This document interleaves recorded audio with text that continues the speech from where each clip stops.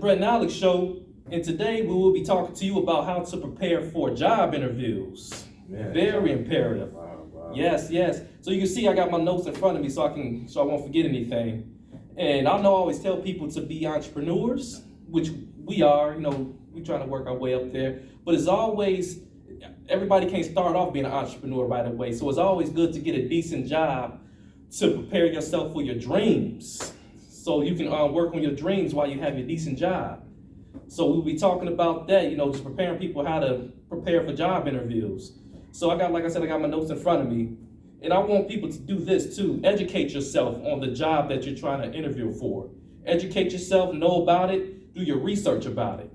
So you won't be stuck when they ask you the questions. It's always good to know the company that you're about to work for. So I'll tell everybody, do that. Please do that. I want to add something to that also. Sometimes you'll have technical interviews also, like for cybersecurity or IT. They want to know, what do you know about IT and cybersecurity? Can you talk about a NIST framework or a different type of framework or standard? Or they'll ask you definitions of certain things. So make sure you read up on, before the interview, read up on certain things that you think they may ask you based on the job description. So go back, whatever job you applied for and they've sent you an email that they want to interview you, go back to the job description and look at all the things that they want. And then once you see that, try to figure out, okay, what should I study? What are my weak areas that I need to look for in the textbook? And that will help you so that you can be successful when they ask you those questions. Because usually in those types of interviews, they don't ask you too much about, how's your customer service? They don't really ask you too many questions like that. They might ask you a few, but it's mainly the technical questions that they ask. Yes, you're right, Alex, about that too.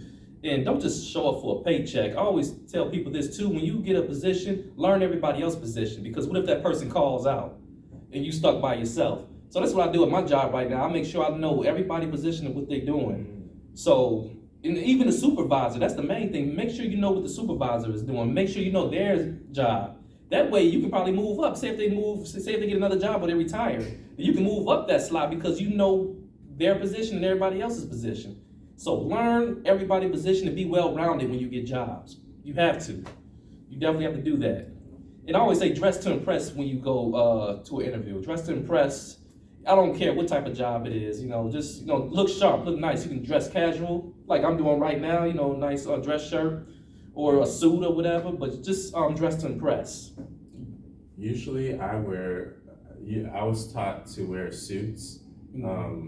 Full business casual, Yes. Come business casual. Now, if it's more of like a formal job or more of like a casual type job like McDonald's or a blue collar job, even if it's a higher tier blue collar job like a manager, you can wear like what Brent is wearing. Yes. But if you're going into a corporate or government type job, it's nice if you can to wear a suit. That will look very sharp on you, or a business or a woman's suit as well. Yep. Mm-hmm. So I need to say this: be on time. Be on time for the interview. Don't show up late. Don't say, "Oh, I'm stuck in traffic." If your interview start at 9 o'clock in the morning, you need to leave. It depends on where you live at. I would always leave out 2 hours early. Be on time for the interview, because if you're not, they will not select you. I'm telling you that right now. Actually, be 15 minutes ahead. Yeah. That's what I was taught too. Yeah. Be at least 15 minutes ahead. Right. And be there to show out. You're right about that. So like, if the interview started at 9 o'clock, at least be there at 8:30.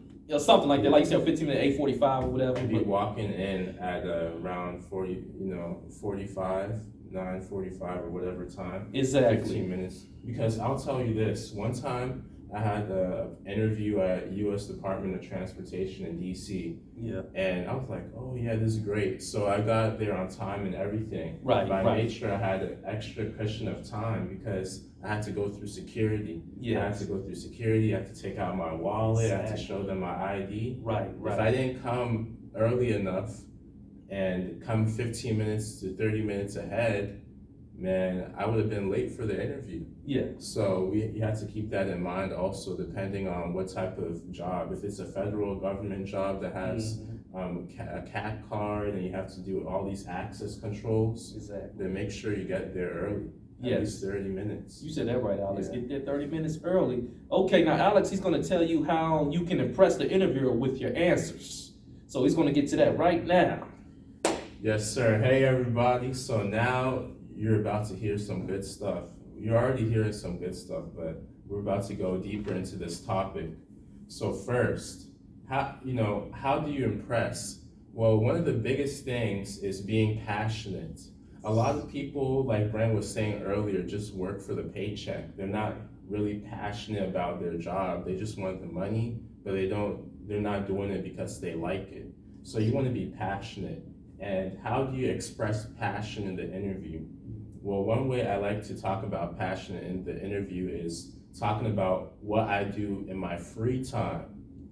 So for example, if I am a designer, right? And I like to design and do interior design, I can talk about how I designed my house. I came up with different concepts. I came up with different color coordinations in my house. And that's what I did because I'm so passionate about design. I don't just do it for work, I do it in my personal life as well. Yeah. That really stands out because most people just talk about their work experience. Oh, I did this in the past at this job. I did that in the past at this job, but they never talk about what they do at the house, what they do in their personal time. That really stands out to an interviewer and shows that you're passionate about what you do.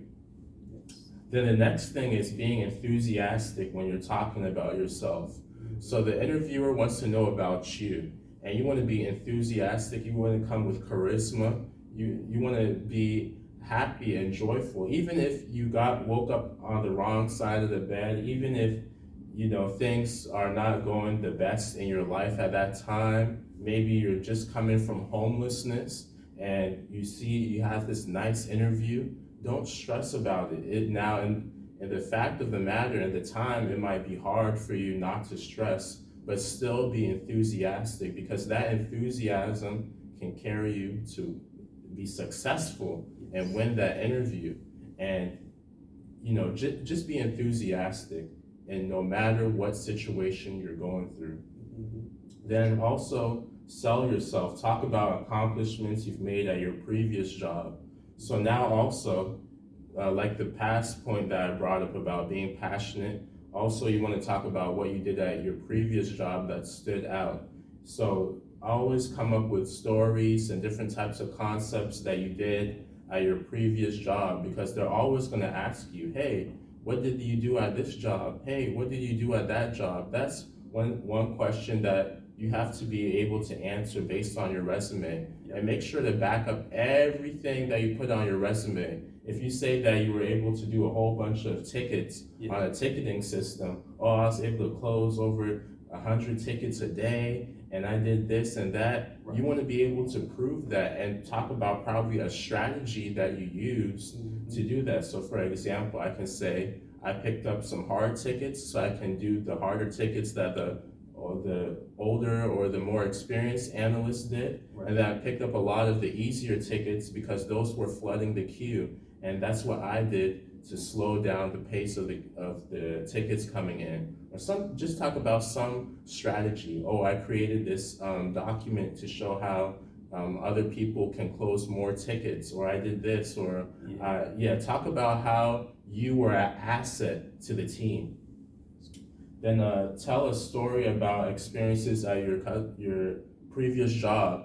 So especially when you're doing a customer service interview, this is very important, because a lot of the times when you do a customer service interview, they're going to ask you, what is a challenge that you overcame at your previous job? Or they'll ask you, how do you deal with an angry customer? And you want to talk about that and have a story ready for that. When it comes to dealing with an angry customer. That should be one thing, especially if it's a customer service interview, that should be one thing that you have in your mind about as a story. But then also, like I said in the previous point, just being able to talk about things that help your team accomplish more is also important. Exactly. And then lastly, ask questions to the person that's interviewing you about their hobbies and the things they like to do. And I always like to say, when you're in the interview, they're putting you on the hot seat. Now put them on the hot seat. Yep. Now ask them questions. Don't let them go without any questions, because you want to ask them questions, right? And then another thing is this: when you ask these questions, you can also change it back to you. So for example, this is a question I love to ask the interviewer. What do you look for in an ideal candidate? What do you look for in somebody who you want to work here? And they talk about, oh, I want them to be able to close a lot of tickets. I want them to know these types of frameworks. I want them to be able to do this, have a certain amount of experience. And then you can switch it back to you and say, oh, yeah, I actually have an example of when I did such and such. I was in this competition and I did this. Yeah. So when you ask that question, that's a question that has another answer to it. Yeah. And they're not going to be right. They're not going to be prepared for that. They're going to be like, oh wow, so this guy has a readback. And they like that. They actually like that though, because you have they like to see personality. You got to have a personality, for them to gravitate to. Yeah. So that's pretty cool. That's pretty cool.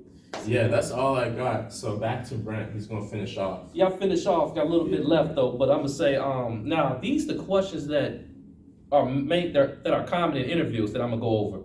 Questions that they might ask you are, why should we hire you? Which I keep it simple with them. You don't have to be so extravagant and stuff. Just say, I'm a very reliable person. I hope you are. You're a reliable person. Say you like to work as a team, because that's great. They like to hear that. Because a lot of people in these jobs like to work as a team. They like to work individually. But if you work as a team, you get the job get the job done well. Because I work as a team in my job too. And it seems like we come together well and things get done efficiently. So it's always great to work as a team. And time management is a big important thing in these jobs. Have time management. Be on time. I'll also add another thing. You can also talk about anything that you've done as far as leadership. Yeah. They love when you take initiative to be a leader. Right. Even if you're not in a leadership position. Exactly. You take initiative. And you're right about that, because I do that all the time in my job. If I see things that's not going so well, I get the team together and say, hey, let's do it this way. Let's start organizing these papers and make sure these people are coming in, these appointments that we have. I try to do that too, and it works out well. So I do carry a leadership role at my job sometimes too. And other people do too. I got some great coworkers that I work with. So we all work together and stuff. So it's pretty good. Yeah, we take leadership. Then let me see what else they will ask you too. What are your goals for working for this company? And I would say this too. I would say I'm just trying to excel in this company so I can, you want to work your way up where you can help others excel. That's a good answer to, give somebody too. If they ask you what are your goals. Because I wouldn't say, a lot of people, they say, oh yeah, my goal is to make a lot of money, I guess, but you don't want to say that. Or you're trying to get your raise or whatever, or trying to get to another GS step. Just say, I just want to work my way up in the company. Work your way up in the company, excel and help out others. So another thing too that people will ask you too, another question is, what are your weaknesses? That's a tough question for everybody. And I would say this though, I would answer it just like this. Your weaknesses is a tendency to take on too much responsibility. Yes, where it could be too overwhelming for you. I would say that. I would never say, I need to be a little bit more organized, a little bit more responsible. Do not say that in an interview. So if they ask you what are your weaknesses, say I tend to take on too much responsibility, which it can kind of, I got too much on my plate where I can get overwhelmed. I would just keep it like that. I wouldn't say nothing else. Yeah, that's pretty smooth. Yeah. I like that. Exactly. So I would just say just do that. So yeah, I think that's all I have to add. Do you got anything else to add to it? No, that's about it. That's what we do to be successful on our interviews. Yes. And just take this video, add it to your stash, utilize this before your next interview. I'm telling you, you're going to be on point. Yes. Yeah. And I just want to give a shout out to all the hustlers out there. Like we are, all the hustlers, the entrepreneurs, the go-getters. Gotta give a salute to y'all. And shout out to all the hustlers that get no sleep. No sleep, that's just focused on their dreams and trying to come out with the next $1 million idea. That's what we need to do. So yeah, Mr. Brent and Alex show, let's get this money. Yeah. All right. We out.